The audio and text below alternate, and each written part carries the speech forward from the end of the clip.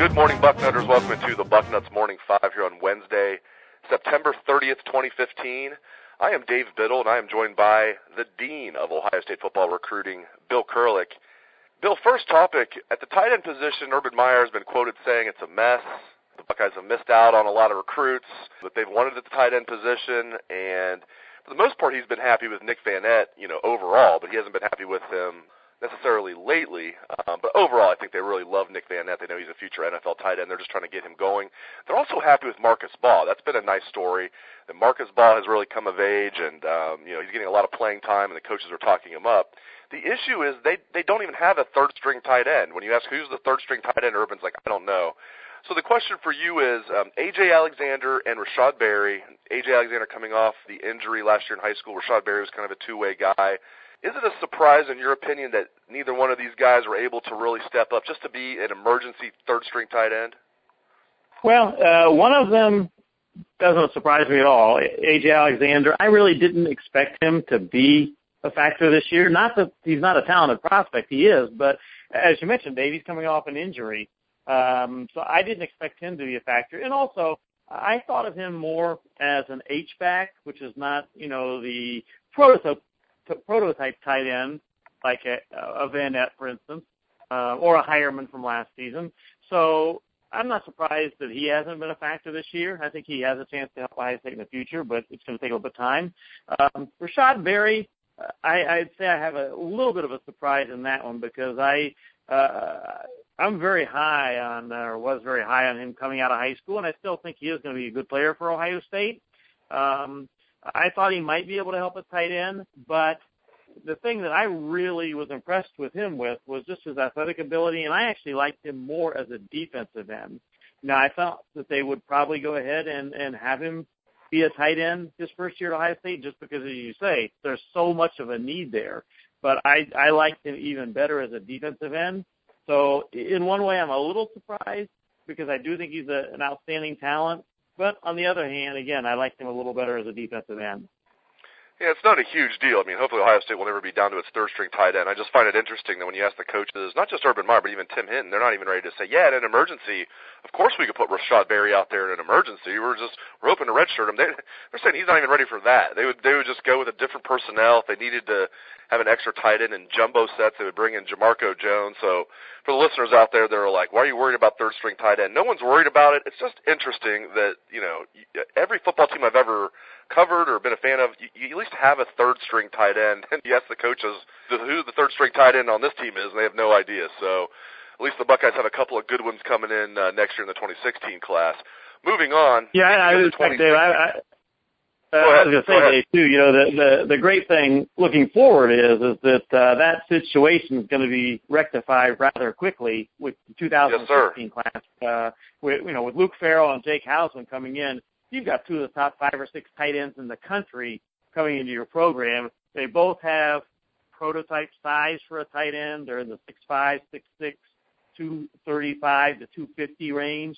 In the case of Hausman, he plays at a Division I school. Moeller, Farrell plays at a smaller school, but he's still an outstanding prospect. So that's the great news for Ohio State when you've got two tight ends of that caliber coming into the program. And then if they can add Cole Kmet, the tight end for the class of 2017 out of Illinois, it's down to Ohio State or Notre Dame for him. And if they can add him to the program, that would be 3 premier tight ends coming into the program, and certainly those days of worrying about another tight end will be in the rearview mirror for Ohio State. Very well said, sir. And speaking of that 2016 class, George Hill, he's a commitment, but opinions are varying here, of course. A lot of people think he is going to not end up in this class. Where do you stand, Bill? I'm sure some of the listeners already know, but where's your crystal ball on George Hill? Where do you think he's going to end up? My gut feeling is that he'll end up somewhere other than Ohio State, and if I had to say right now, I'd probably go with Pitt. And that's not to say I don't think he can end up at Ohio State. He does have that option still. He is still a commitment.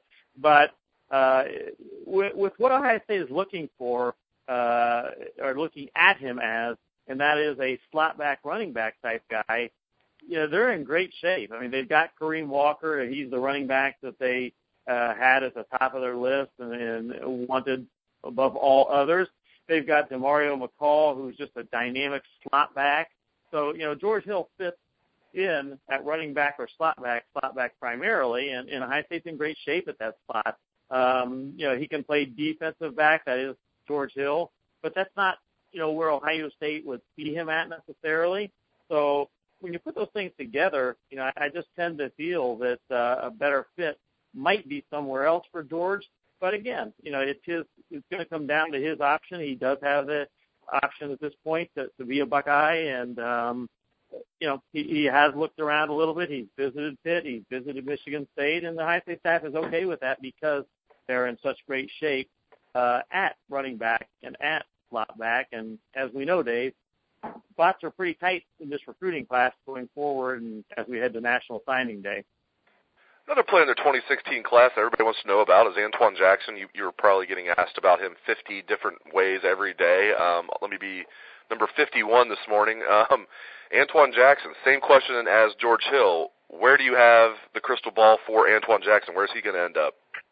Well, that crystal ball is still to be determined. It'll obviously be either Ohio State or Auburn. If I had to say right this second, I'd probably go with Auburn. But, I don't feel strong enough right now to crystal ball him to either school at this point.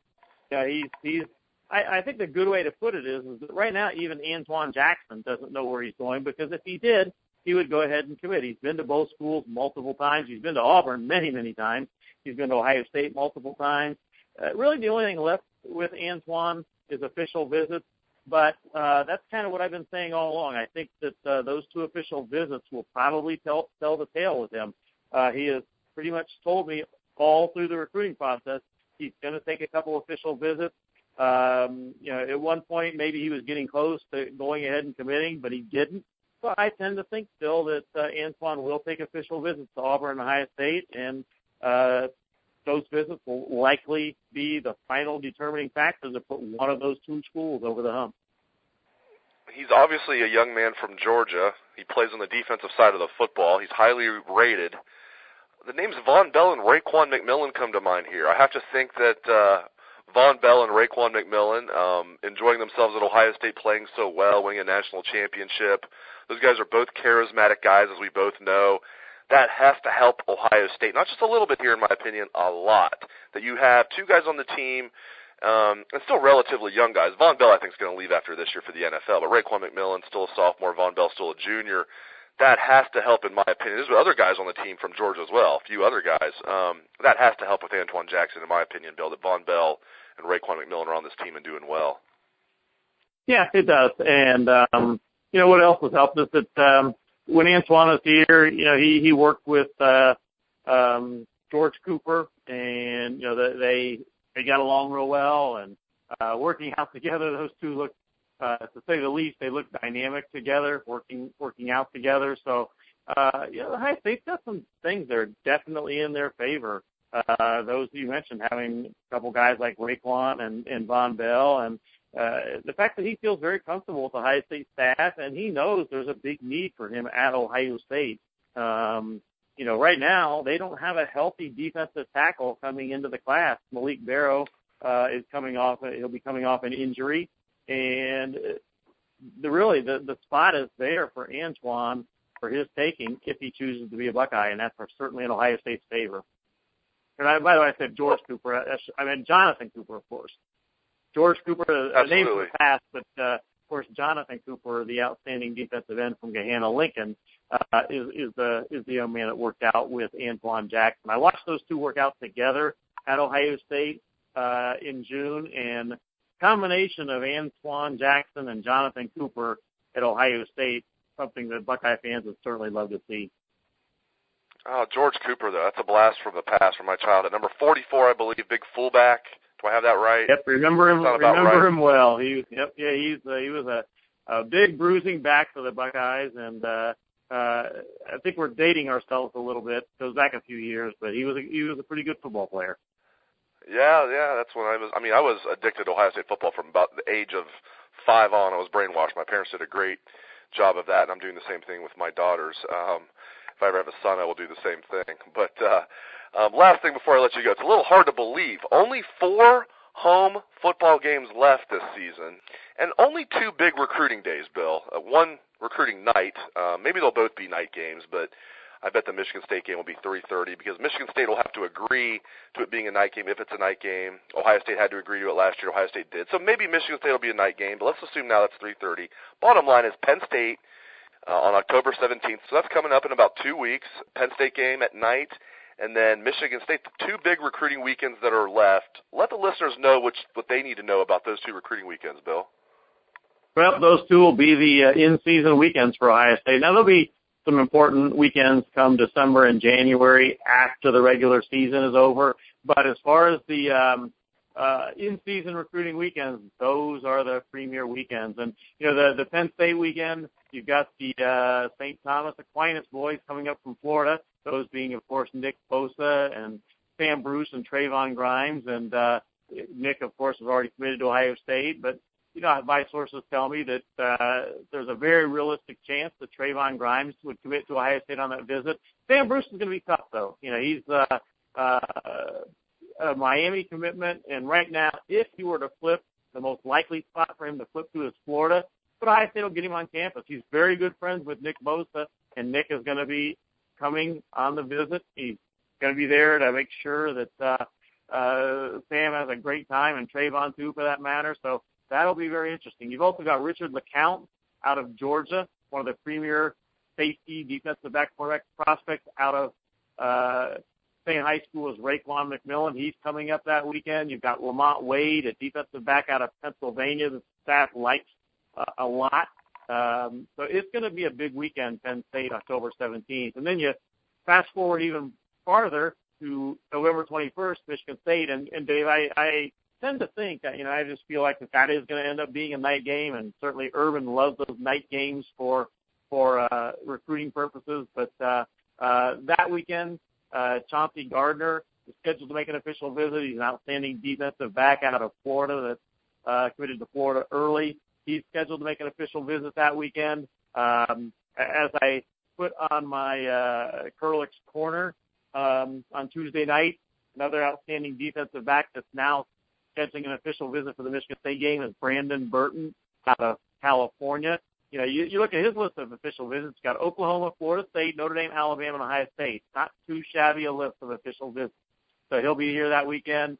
You move to the class of 2017. I should bring up one other 2016. Damar Hamlin, the defensive back from Pennsylvania, is likely that weekend. And then moving to 2017, you've got Richard LeCounte coming in again. You've got Lamont Wade again. You've got Ambry Thomas perhaps coming in. So those 2 weekends are going to be huge for Ohio State recruiting purposes.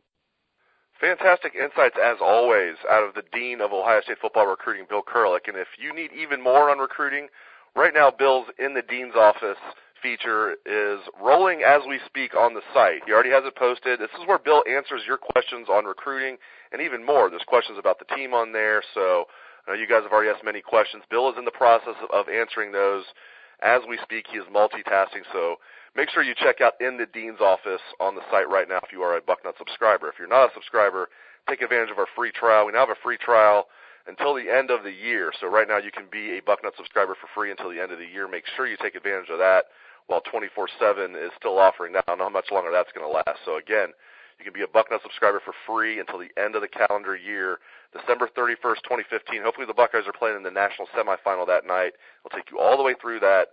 Become a Bucknuts subscriber for free for the next 3 months plus.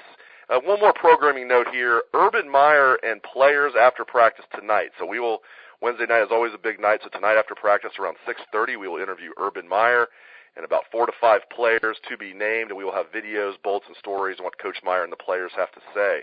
Thanks again to the Dean of Ohio State football recruiting, Bill Kurelic. He is the best in the business for a reason. I am Dave Biddle. You are the listeners, and I appreciate you guys tuning into the show. Play that Buckeye swag, best damn band in the land.